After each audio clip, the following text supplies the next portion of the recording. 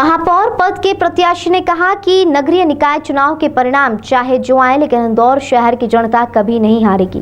दोनों प्रत्याशियों ने परिणाम आने के बाद एक दूसरे के साथ मिलकर शहर को विकास की राह पर अग्रसर करेंगे। कांग्रेस और भाजपा के महापौर पद के प्रत्याशी मतगणना की पूर्व संध्या पर state press club Madhya Pradesh के द्वारा आयोजित आमने सामने कार्यक्रम में भाग ले रहे थे। इस कार्यक्रम में दोनों प्रत्याशियों ने जनसंपर्क के दौरान अपने अनुभव साझा किए। इसके साथ ही चुनाव परिणाम के बाद शहर की दिशा पर विचार व्यक्त किए। पहले अपनी बात रखते हुए भाजपा के महापौर पद के प्रत्याशी पुष्यमित्र भार्गव ने कहा कि इंदौर की यातायात की समस्या का समाधान सबसे पहली जरूरत है। इसमें 2050 की आवश्यकताओं की पूर्ति करने वाला इंदौर तैयार करना है। इस शहर को रोजगार के लिए ब्रांड एम्बेसडर सिटी के रूप में विकसित करना है। हमारा शहर नई ऊर्जा, नई शक्ति के साथ विकास की नई गाथा लिखने को तैयार है। आवश्यकता इस बात की है कि हम इंदौरी भाव बनकर रखें।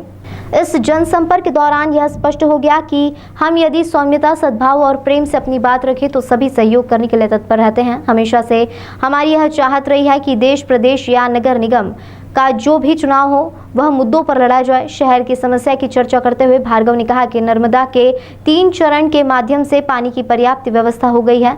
अब जरूरत वितरण की व्यवस्था को सुधारने की है।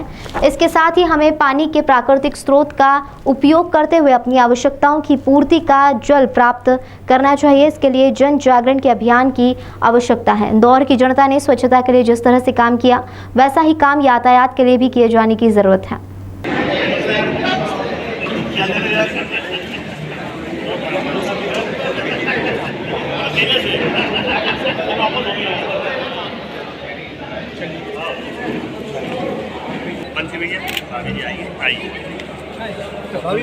अरे यार फोटो चले गए।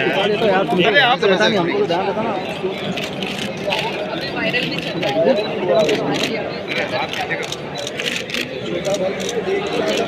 आज वो दिखा रहा हूँ।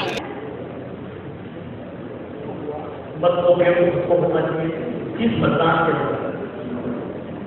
आज मतदान है, उसका मतलब किसके बच्चों में। सबसे पहले व्यक्ति चुनाव आयोग की उन्होंने उसकी विभाग के ब्यूरो उनके पास किसी मोबाइल नंबर, परिवार का नाम, वो कहाँ गया, सब उसके बाद मतदान क्यों नहीं हुआ।